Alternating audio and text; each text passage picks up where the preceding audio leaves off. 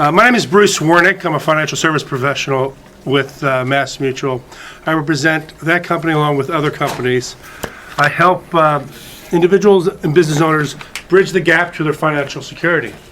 I work with people in the early retirement stages as well as in their retirement stages, making sure that they have enough funds to last throughout their lifetime and that the funds don't deplete before they do. Before we get started, I think it's very important for us to thank our host, Rabbi Bender, and those at Achiezer who've put together this event today. If you see somebody with a name badge on there that says Achiezer, please take the time to stop them and say thank you for everything they've done today.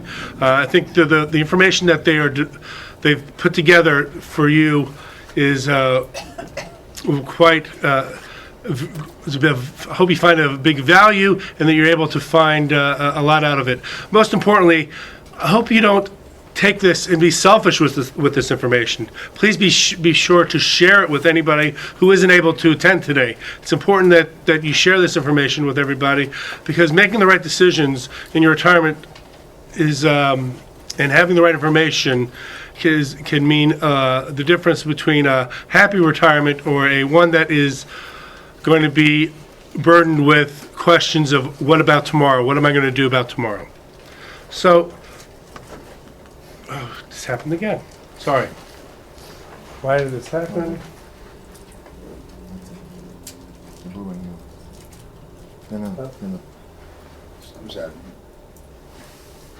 Sorry. Here we go. So we're choosing your retirement path.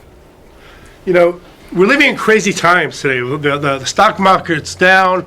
Our IRAs and our 401k balances go up and down more than the seesaw in the playground. We don't know what's going to be tomorrow. We don't know what's going to happen. So a lot of things that are happening when you go into your retirement, there can be 5 different speed bumps, as we like to call them, that affect you having a very successful retirement. You know, there are 5 of these speed bumps which we will discuss today, and we'll also go over a couple of the solutions that we have available. Speed bump number 1: the cost of living increases in retirement. That's based on inflation and market risk. If you look at this slide is brought to you by inflation, which is silently robbing Americans your purchasing power since 1913. If you look at it, in the year 1998, your $20 is able to buy so much more than it is today. Back in 2013 or today, you had the opportunity to buy more and fill up your shopping cart with $20 as what you can buy today. Not only that, if you look at it, $20 bill has also changed style too. So the inflation, what's inflation? It's buying the ability to buy the same amount.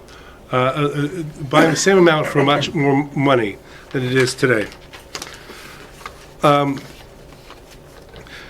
1990, a half a gallon of milk cost $1.27. Who knows what half a gallon of milk costs today? No one buys milk? $2.75. So, someone retiring 24 years ago will have seen their cost of living double. So, and this chart here also shows you the effect of inflation of $500,000 at 3.24% over 20 years. So that same $500,000 today would be roughly around $946,000. So we want to be sure your money keeps growing. What are the market risks?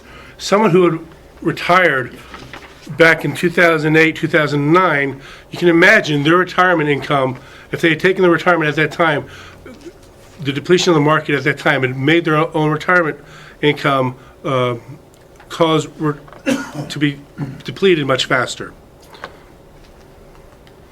Speed bump number 2: savings withdrawal rate, some of the longevity.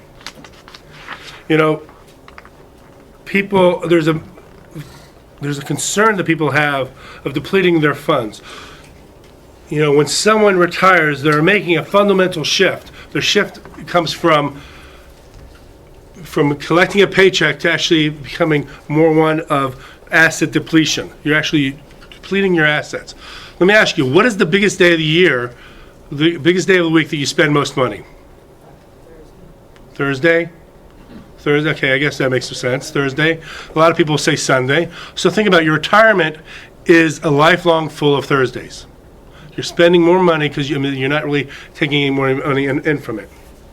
So until now, you've been creating an asset, and now you're drawing it down, which requires a strategy to take into longevity amount, among other concerns.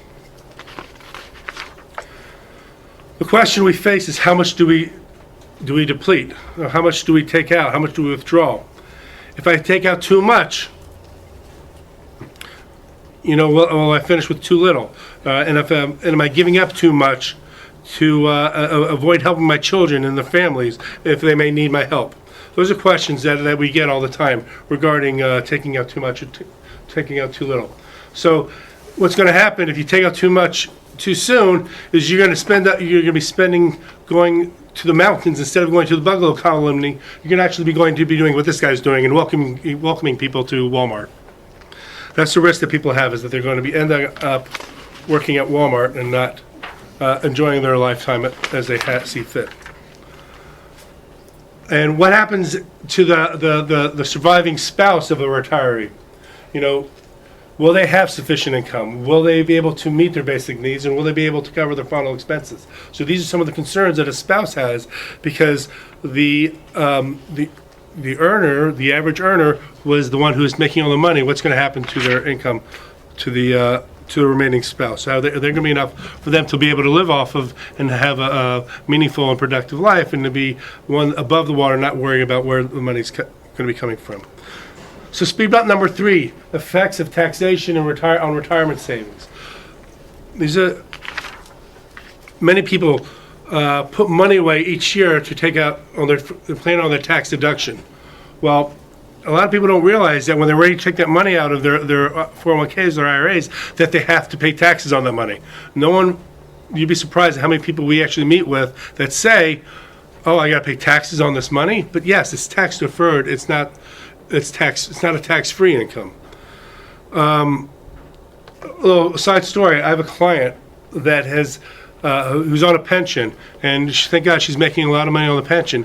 But she also had close to $1.5 million in retirement IRA money, and she was worried because she was never married and she has no children. She was worried that when she shifted that money to her heirs, when she was able to pass it along to them, that they're going to be taxed at a 45% rate. So she's going to be losing. Her heirs would be getting close to $75,000. Eight heirs each would get close to $75,000. She didn't want to leave that because of the taxes. So we designed a plan that was going to be able to put that money into a tax-free death benefit at $3.5 million, and each heir would get closer to $200,000 of tax-free income on that, which was a big win for her. So it's a big solution, because we actually helped to impact some of the taxes of her, taking care of some of the taxes that she was going to have. Because if you look at this, where do you think the tax rates are going? Back in 1930, the tax rate was at 60%. But look right here. Back in the war, back in 1945, our tax rates were at 90%. So if you think about it, right now we are pretty much in a very low tax economy, which is about 38%. But if you think where taxes is going to be in 10 to 20 years, where the tax is going to be when you want to take out your IRAs, when you want to take out money from your 401ks, they can only, in my opinion, they only go much higher. And it's not a political statement. It's not a Republican. It's not a Democratic thing. The taxes are only going to keep going up unless we cut our spending. So that's my own little political statement for the day, but not to be too political. Speed bump number 4, expenses to consider in retirement. Their health care costs, their cost of care for extended period of time, the basic necessities and the extras. These are things that we have to take into consideration upon retirement planning. So the Medicare costs during retirement, the cost of a 65-year-old. People say that when they retire, the costs are going to be different. But because of the costs are going to be less, because medical costs during retirement, the cost of longevity is going to take its toll on someone's retirement assets. So there are a lot of out-of-pocket medical expenses for a 65-year-old. For women, it's probably in the range of $300,000, and for the men, it's closer to $200,000. So who's going to pay for these expenses, and how long will these savings last? Your savings last if you take into consideration these costs. Speed up number 5 is the expectation versus reality. How much money do you need to maintain your pre-retirement lifestyle, and how much can you afford to withdraw from retirement savings, and what will be your Social Security benefits? There are all these different paying for the necessities after retirement. These were before your retirement and after your retirement. They're basically the conventional way. They think it's going to be. It's going to be. You think it's going to be a little bit different. And the reality is that your cost of anticipating your experience cost will basically be about the same. There's not going to be that much of a decrease in your expenses. Not only that, our kids are moving back in with us. So the cost that is going to cost the cost that's going to be included for some of the parents when the parents come in to move back, when the children come to move back in with the parents, it's children today are much more dependent upon their parents than they were 30 years ago today. So how much can I withdraw? Rule of thumb, they basically have said that 4% is what you need to withdraw from your retirement savings. So, but seriously, if you have $1 million in your retirement account, at 4%, is $40,000 really enough to live off of these days?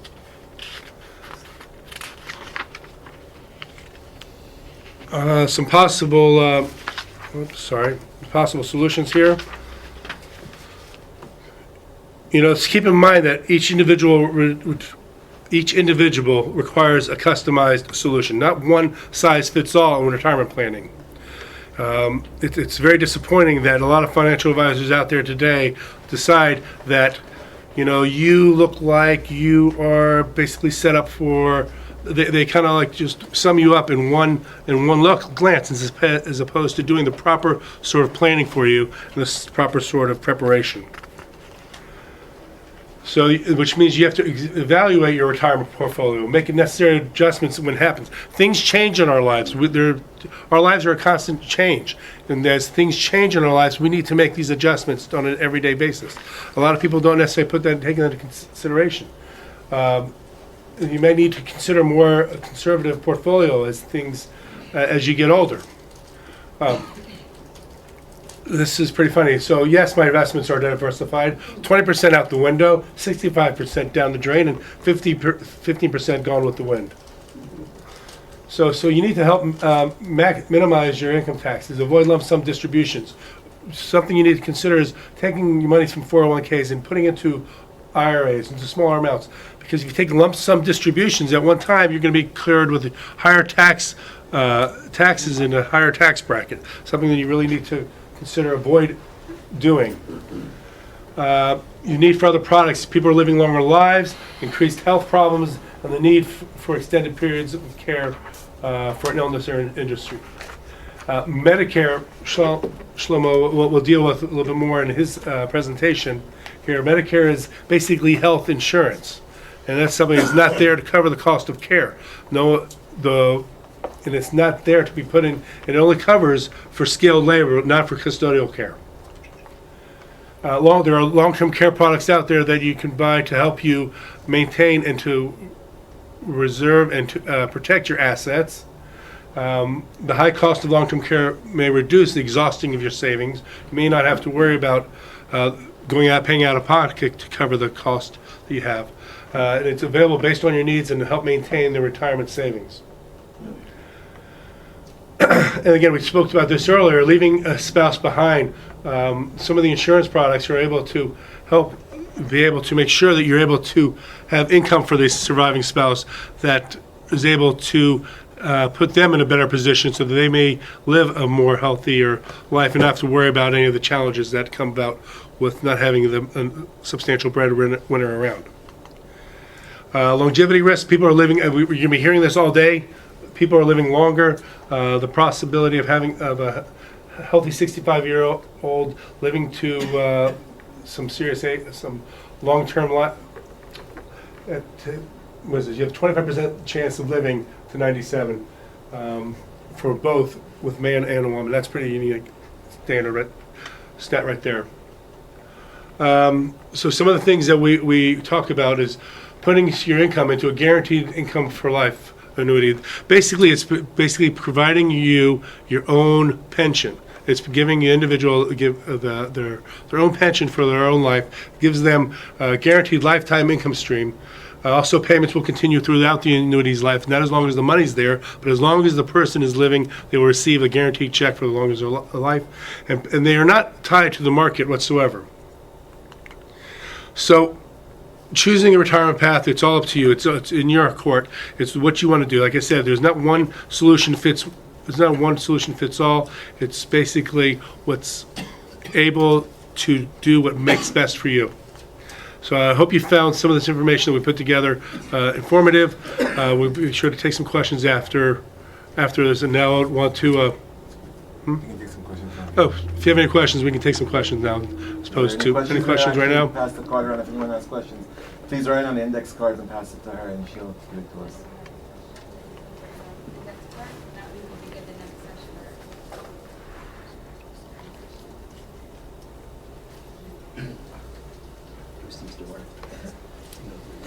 Oh, perfect. Thank you. Okay, so should we begin the next one? Yes, sure. No questions? That's good. Okay.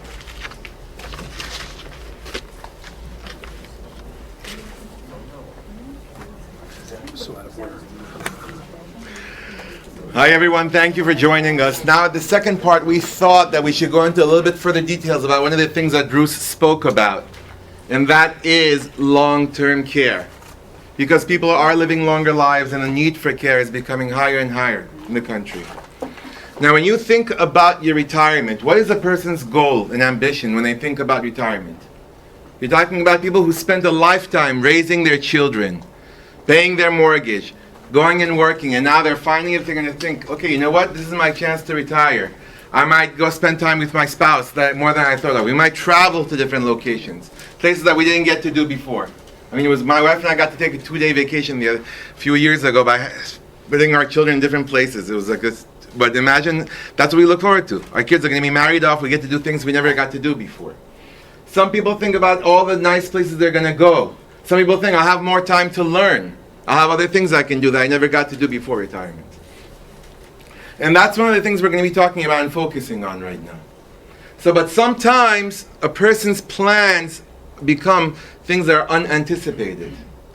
Have you ever known anyone who had an illness and needed a caretaker or needed care?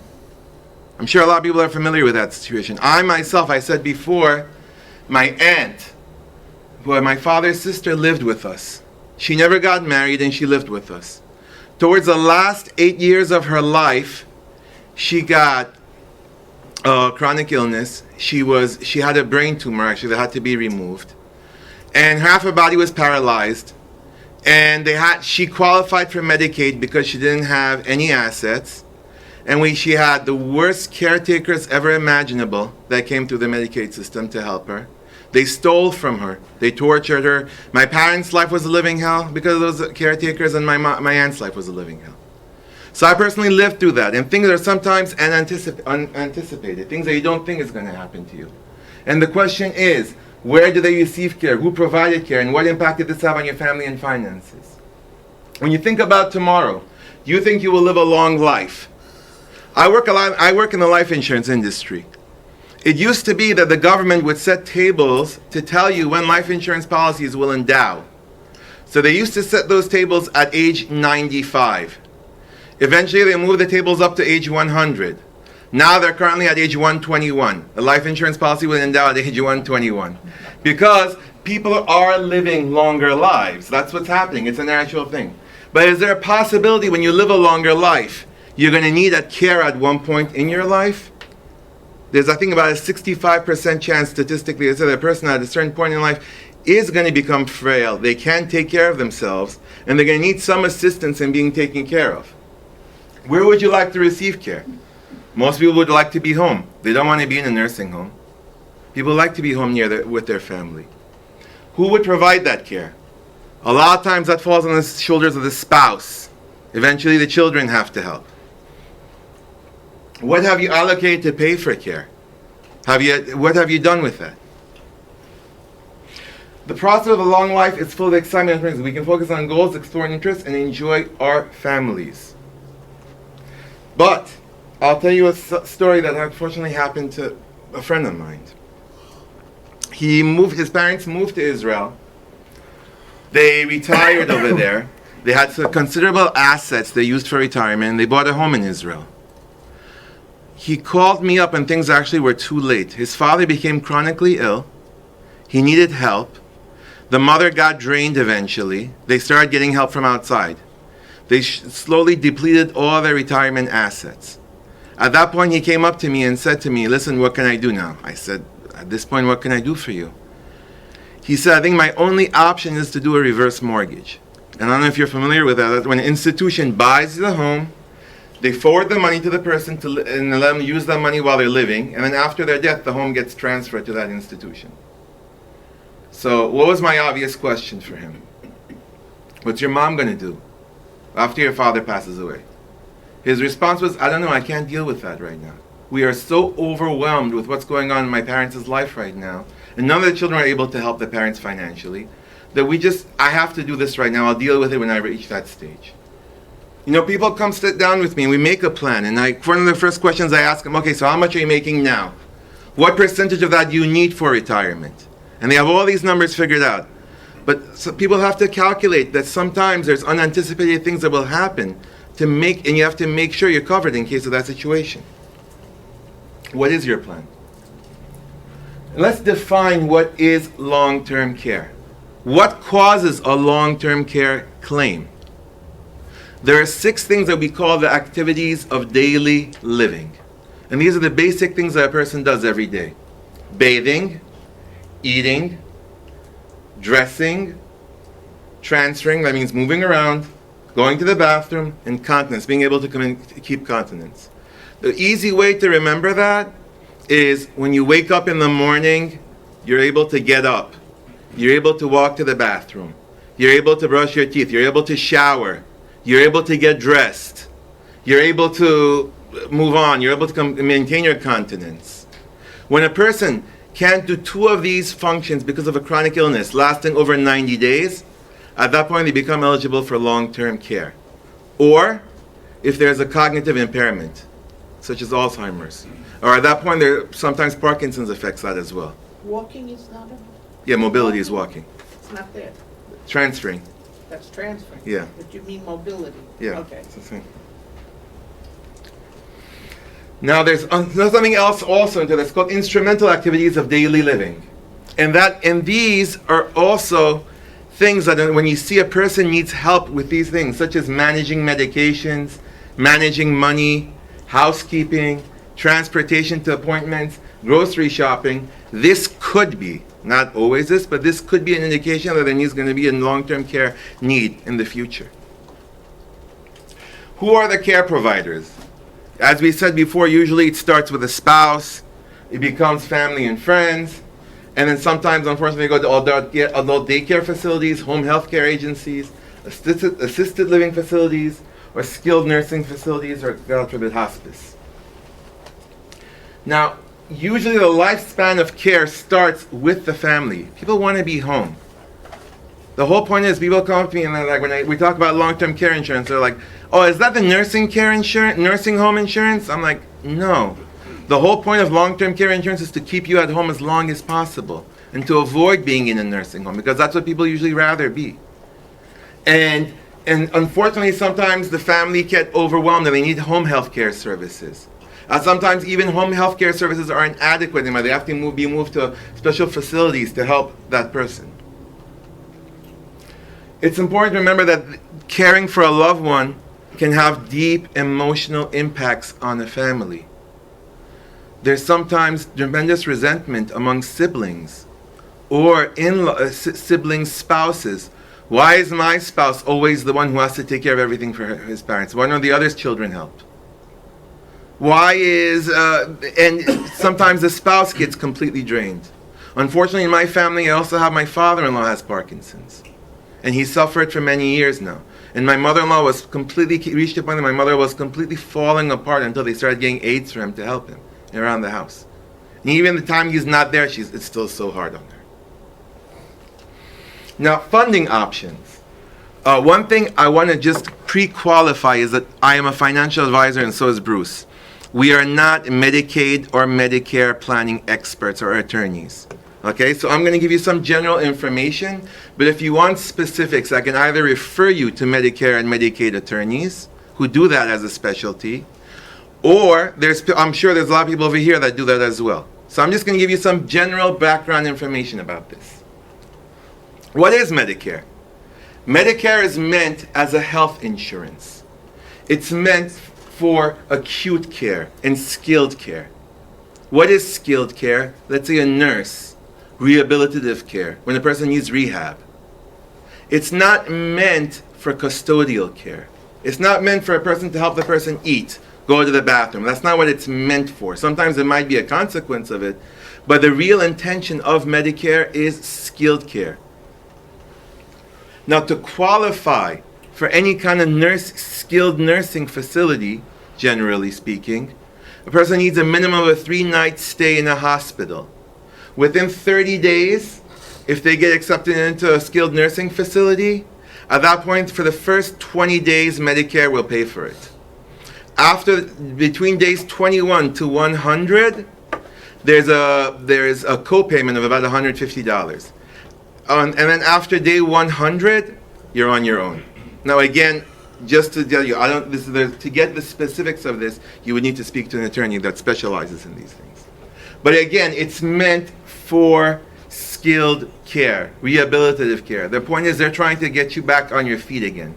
They're not there to take care of a problem that a person's facing, chronic illness. That's going to be to take care of custodial care. Medicaid coverage. Obviously, there's income qualifiers. That you have to be below certain incomes. You have to have certain asset qualifiers. And also, obviously, the ADL qualifiers qualify. Now, this is speaking around nationwide. Assets of a single shouldn't be over $2,000 or $115,000. In New York, it's a little bit different. I think it's about $4,150 for a single and around $78,000 for a married couple. Again, specifics. Sometimes this could disqualify you if your primary home is greater than $500,000. I don't know if that's the case in New York. Vacation and second home is out of the question. Second vehicle is out of the question. And everyone knows about the famous 5-year look-back period about your assets if you transfer assets up. I had a friend who called me up a few months ago telling me that his parents are retired. And of course you get these phone calls at this stage and they're like, yeah, my parents are having a problem going up the stairs now. What should I do? And I referred him to a friend of mine who's an excellent Medicaid planning attorney. And I said, go see if you can qualify for Medicaid. And they sat down and spoke to him. The issue they were having in this situation was that they had one home, and there was a 3-family house, and that was their source of income as well. And they were taught that if they can put that into and he came back to me last week actually, telling me, what should I do now? Because he told us that once we put it into an irrevocable trust, if they ever sell that 3-family home and decide to move somewhere, I can't use that money for them anymore because it's not really theirs. So if anything is obvious spending on them, it would be a problem. So now he's trying to look into long-term care insurance to see if that's possible for him. Obviously, then it comes to the point of what if you don't qualify for Medicare and Medicaid and you don't have insurance? Then the default function is self-funding, paying out of pocket. And I already told you the story about my friend whose parents retired in Israel. It becomes very cumbersome, very difficult. So what will long-term care insurance do for you? It helps protect your assets and income. It helps you protect your retirement assets because Medicaid will look at your retirement funds as well. It helps pass a legacy. If someone has some intention, he wants these certain things to go to his grandchildren, children and grandchildren. It helps protect that legacy. It enables you to stay at home for as long as possible. It limits the emotional and financial burden on your family. I mean, one thing I try to get people to realize is that when you buy long-term care insurance or life insurance, you're not buying it for yourself. You're buying it for your wife. You're buying it for their children. It's an altruistic thing of buying long-term care insurance or life insurance. You're buying it for your family and your loved ones so they won't suffer. Because we all see how the loved ones usually suffer when there is a need for care in the family. It also enables you to have control and options where you receive care. As I told you, my aunt had, this is not universal. This is one experience I had in Queens with my aunt, but the caretakers that came from Medicaid in Forest Hills area were just horrendous, one after the other. That's what we experienced with them. There's also other valuable features. The LTCI not only covers home care, it covers adult daycare, assisted living facilities, residential care facilities, nursing facilities, hospice care. It avoids hospital requirement, income and asset requirement, and taxation and local liquidation. Do you know that there are new life insurance policies that have riders that allow you to access the death benefit for long-term care? These are the newest things on the market also as well. For there's people who are always, it's funny, but I meet people sometimes, they say to me, you know what my concern is? I'm worried I'm going to buy long-term care insurance and I won't need it. So I'm like, that's the point. I never seen someone on December 31st say, damn it, I didn't have a heart attack this year. I didn't get the full advantage of my health insurance. That's the point. You shouldn't need it. But it should be there for you. But for those people who always have that complaint and they say, what if I won't need it? There's the riders on your life insurance policies that say to you, you know what? You can use part of your death benefit for long-term care if necessary. And that's a newer thing to also look into.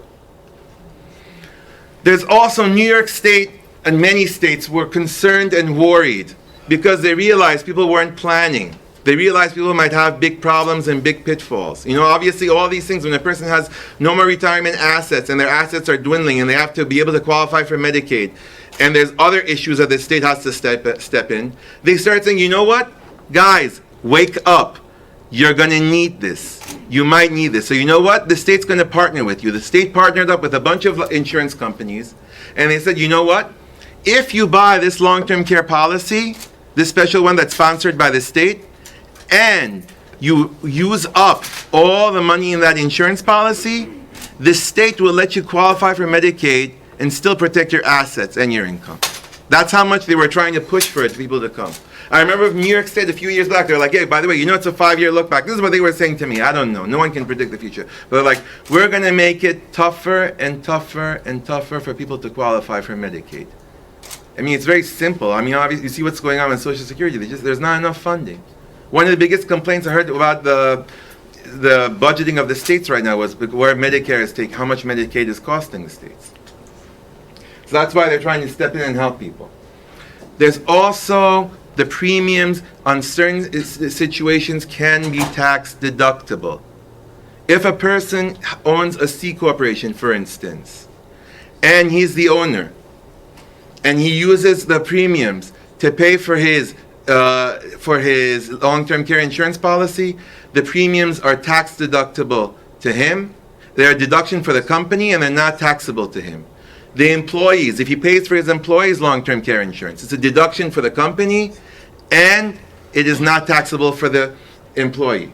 Also, in other scenarios, there are certain times, even if you don't have a C corporation, depending on your age, certain portion of your long-term care insurance premium is tax deductible. And New York State actually gives a tax credit for your state taxes to a certain extent for people who paying long-term care insurance premiums. And obviously the benefit is tax-free. So for people who say, I don't have a plan, in reality, this is the current plan they're facing, unfortunately. Who is going to take care of mom and dad on Sunday from this time to this time, Tuesday, Wednesday, and they're trying to split it up?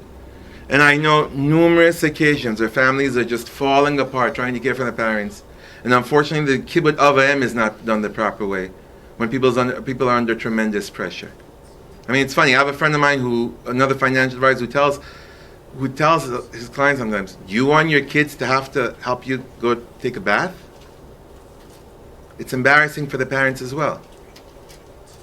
So please feel free to contact us if you have any further questions about long-term care insurance or any other things that we spoke about today. Thank you. If there's any questions, please bring up the papers now.